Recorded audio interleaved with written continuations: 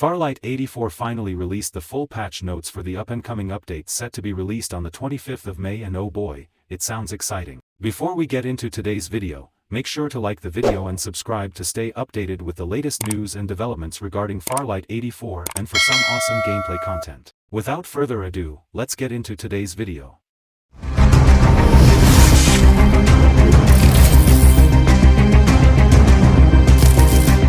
Farlight just released the hotfix notes for the upcoming update, and I'm super excited about it. There is a lot to cover in one video, so I decided to split it into two separate videos instead.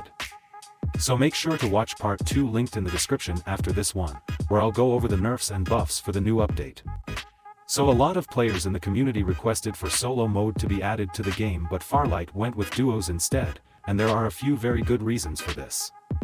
Not enough players for solo mode yet. Farlight 84 is the developer's first ever battle royale game, therefore they didn't have an existing fanbase in the FPS gaming genre, and with the limited amount of players they currently have, they don't want to risk causing a possible division amongst their player base. The game's mechanics and skills of certain heroes tie them to team cooperation, which will affect these heroes' pick rate if solos were to be released because they will be less useful. Therefore a disruption can be caused to the game's intended pace if solo matches were blindly enabled, causing a negative gaming experience. Battle Royale mode. You will now be able to carry an additional med kit, which makes it a total of 6 med kits.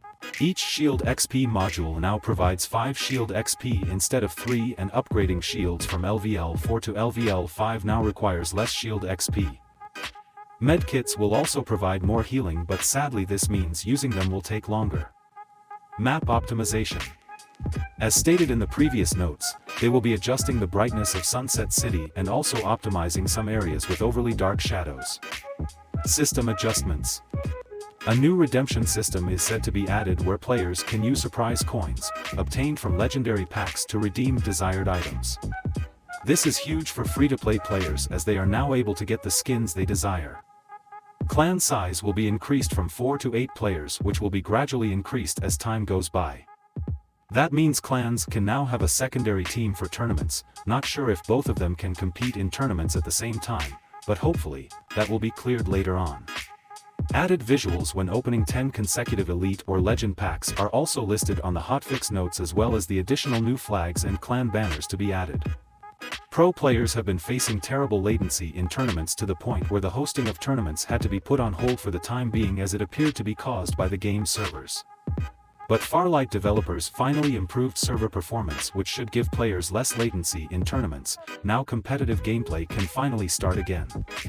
They also adjusted the rewards distribution rules, which will give clan leaders more authority and control over reward distribution.